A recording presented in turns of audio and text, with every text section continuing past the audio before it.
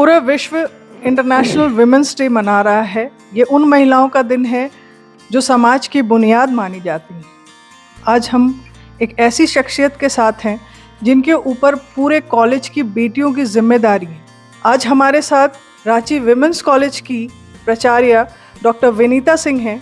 उनसे हम बात करेंगे और जानने की कोशिश करेंगे कि उनका जीवन कितना संघर्षशील रहा, उन्होंने अपने जीवन में कितने उतार चढ़ाव देखे।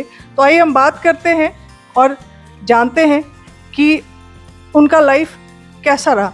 प्रियंका, मैं अपने बचपन से शुरू करूंगी। तो ऐसा है कि बचपन से मेरा कोई भाई नहीं था, हम लोग 2 ही बहनें थीं और माँ को भी सुनना पड़ता था कि इनका दाह संस्कार कौन करेगा, आग कौन देगा, इनके तो बेटे नहीं हैं। तो उस मानसिकता के साथ बड़ी हुई। घर में काफ़ी ब्यूरोक्रेट्स थे, आईएएस थे, दादाजी भी गवर्नमेंट सर्विस में थे, चीफ सेक्रेटरी बिहार के पोस्ट से रिटायर किए। तो यूपीएससी का एक दिमाग में उसी समय बैठ गया था कि यूपीएससी देना है, अफसर बनना है। लेकिन अफसर बनने के लिए जो अवसरों की ज़रूरत होती है या जो माहौल, उसमें बाधा कब पड़ी, जब 12वीं में मेरी शादी कर दी गई। तो मैंने शर्त रख करके शादी किया कि मुझे पढ़ने दिया जाएगा और मैं अपना पढ़ाई जारी रखी। उसके बाद जो विषय मुझे पसंद था उसकी पढ़ाई रांची में होती नहीं थी, समाजशास्त्र की। मुझे उसके चलते विवाह उपरांत इस स्टेट से माइग्रेट करके दूसरे स्टेट जाना पड़ा ग्रेजुएशन के लिए, और तब तक बेटा भी हो गया था। और इसी तरह फिर पीजी भी मैं जद्दोजहद के बाद की। और मेरी खुशकिस्मती है कि जैसे मेरा मास्टर्स कंप्लीट हुआ, बिहार यूनिवर्सिटी सर्विस कमीशन से वो एडवर्टाइजमेंट आया था for the establishment of a department of sociology at Ranchi university. तो मैं अप्लाई की। By God's grace throughout मैं टॉपर रही हूँ, first class first, right from CBSE 10th 12th gold medallist रही हूँ। पढ़ने में रुचि थी। तो मेरा सिलेक्शन हो भी गया और मुझे उस पैनल में मुझे याद है कि मैं इकलौती महिला थी, 5 पुरुष थे। और द देन वाइस चांसलर, उन्हें लगा कि महिला है इसीलिए महिला महाविद्यालय इनको पोस्टिंग दे दिया जाए। तो gender discrimination at work place, लैंगिक भेदभाव, उस समय इतने बड़े बड़े शब्द का अर्थ मुझे समझ में नहीं आता था। लेकिन उस समय नौकरी मिली, बचपना थी, बहुत खुश होके विमेंस कॉलेज नौकरी ज्वाइन कर लिए। लेकिन उसकी दूरगामी परिणाम जो आज तक मैं भुगत रही हूँ, ये एक अलग ही पक्ष है जीवन का। जहाँ एक और लोग ट्रांसफर करवा करवा के पीजी भाग रहे हैं एक तरह से, क्या पता पीजी में क्या रखा है, या कुछ कोई शोध कर लेंगे या उच्च स्तरीय काम हो जाएगा।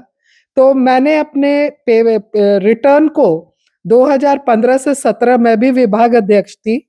और जब फर्स्ट नैक का असेसमेंट हुआ था रांची विश्वविद्यालय का, मैंने अपने विभाग के लिए उस समय भी काम किया, ताकि मुझे जो बाहर देखने को मिला दूसरे यूनिवर्सिटीज में किस तरह से काम हो रहा है, उसका लाभ रांची विश्वविद्यालय के समाजशास्त्र को विभाग को भी हो। उसी मंशा से मैंने काम किया। उसके बाद जब यहाँ वापस आई और जो स्थितियां देखी, तो लगा कि यहाँ भी काम करने का काफी अवसर है। मुझे एक ही बात कहना है कि gender discrimination at work place, कार्यस्थल में भेदभाव, ये तो इतना ऑब्वियस है कि कुछ कहने का नहीं है। पहले ही मान लिया जाता है सोसाइटी में कि महिला है तो क्या पता वो समय देगी ऑफिस को, नहीं देगी, या गृह कार्य में लगे रहेगी, घर के बाहर कितना उसका योगदान हो पाएगा, वो जो वर्क लाइफ बैलेंस है वो कहीं डिस्टर्ब नहीं हो।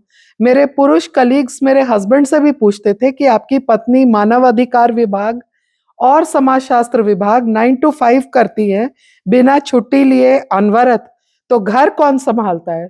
तो मेरे हस्बैंड ने जवाब दिया था, मुझे आज भी याद है, कि मैं घर देखता हूं, वो बाहर देखती है। तो जहां जिस परिवार में इस तरह की अंडरस्टैंडिंग और समझ हो, और ऐसा ससुराल मिला जहां पर कि मेरी मदर इन लॉ खुद पूरे सपोर्ट में रही आजीवन, क्योंकि सपोर्ट बहुत तरह का होता है। सपोर्ट इमोशनल सबसे ज्यादा जरूरत है। शारीरिक रूप से काम करना कोई बहुत बड़ी बात नहीं है, जब मानसिक रूप से आपको पता है कि आपके पीछे कोई खड़ा है भावनात्मक रूप से, तब वो सपोर्ट की ज्यादा जरूरत पड़ती है। और जहां तक बेटियों के सुरक्षा की सवाल है, ये कॉलेज आज के दिन जिस बीचों बीच शहर का लोकेटेड है, और दाएं बाएं जिस तरह से बाजार, खासकर जेवर का दुकान, शराब की दुकानें और हॉस्टल्स, गर्ल्स हॉस्टल्स, लॉज, जिस तरह से वो चेंजेस आ रहा है सोसाइटी में, ये एक बहुत गहरे रूप से सोचने वाली चीज है। ऊपर से मोबाइल फोन, सोशल मीडिया, उसका मिसयूज, फोन कहाँ किसके पास कनेक्ट हो रहा है, किससे जा रहा है, बच्चियों को शिक्षित होने की, जागरूक होने की जरूरत है। घर में घुसा देना, छिपा देना, बात नहीं करो, बंदिश डालना इसके पक्ष में तो नहीं है, लेकिन सेफ्टी को देखते हुए घर और परिवार के लोगों के जानकारी में गाइडेंस लेते हुए, टीचर्स मेंटर्स के हेल्प ले करके अगर बच्चियां आगे बढ़ें तो ये उनके लिए बेहतर होगा। क्योंकि अगर इन केस कहीं गलत कदम उठा रही हूं तो उनको बचाया तब तक जा सकता है, लेकिन एक बार अगर अभी जिस हालत से ड्रग्स फैल रहे हैं पूरे इस एरिया में भी देखने को मिलता है, हम लोग बहुत चौकन्ना रहते हैं, फिर भी हॉस्टल्स भी हैं हमारे यहाँ, गर्ल्स की सेफ्टी का प्रश्न उठता है। कोशिश में तो हम लोग लगे हैं, और मेरे कार्यकाल में ही पिछले 6 महीने में 2-3 ऐसा केसेस हो चुका।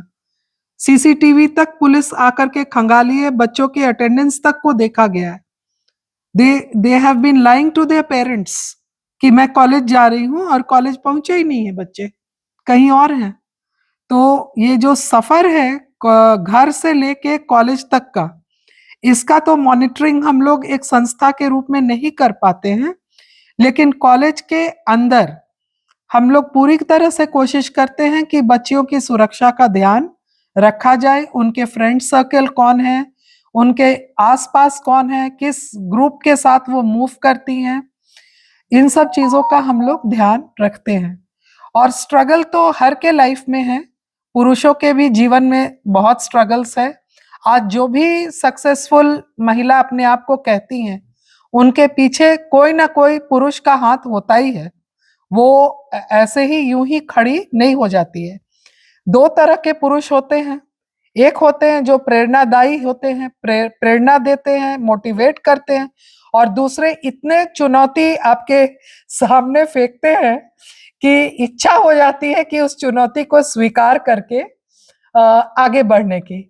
मेरे साथ दोनों तरह के पुरुष मुझे भी मिले हैं, और मैंने दोनों को सलाम किया है, क्योंकि अगर वो नहीं होते तो मैं इलेक्शंस नहीं लड़ती, मैं इंडियन सोशियोलॉजिकल सोसाइटी के मैनेजिंग कमेटी तक नहीं पहुंचती, अगर मुझे चैलेंज नहीं किया जाता मैं कभी इलेक्शंस नहीं लड़ती। और अभी भी इस कॉलेज में मेरी जो 33 साल में से 31 साल गुजरी है, तो मैंने करीब करीब 3 दशक हो गई। तो 3 दशकों का जो सफर है, भावनात्मक लगाव तो अपने कार्यस्थल से हो ही जाता है, और कभी ये नहीं लगा कि ये मेरे काम का जगह है। हमेशा ये लगता है कि मैं गार्जियन हूं और मुझे देखना है, लेकिन ये गार्जियनशिप कितने को स्वीकार है आज के दिन, ये एक बहुत बड़ा प्रश्न चिन्ह है। युवा पीढ़ी को गार्जियन नहीं चाहिए, उनको मेंटोर की जरूरत ही नहीं है। वो खुद आजाद हैं और अपने आप को समझते हैं कि मुझे आपके लेक्चर की जरूरत नहीं है, मैं जहां जो कर रही हूं ठीक कर रही हूं। अब इस महिला दिवस आप अपनी जो छात्राएं हैं, आपकी जो बेटियां हैं, उनको आप क्या मैसेज देना चाहेंगे? बेटियों के लिए यही कहना है, अधिकार को तो जानना चाहिए ही, जागरूक भी होना चाहिए। कानून इतने बने हुए हैं महिलाओं के पक्ष में कि कानून का अंबार लगा हुआ है, लेकिन कानून तक पहुंचने के पहले और कानूनी जो प्रक्रिया है वो इतना कठिन है कि उसमें इंसान फंस जाता है और पिस जाता है।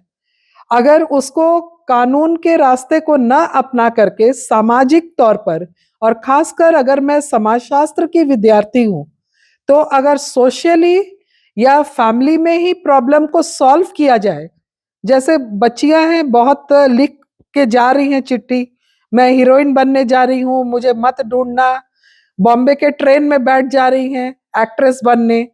तो अगर फैमिली उस बात को समझे कि उसकी इच्छा क्या है और उसको गाइडेंस उसी तरह से दे दे, तो जो काम आज वो कदम उठाई है अपने सुरक्षा को दाव पर रख के, वो नहीं उठाएगी।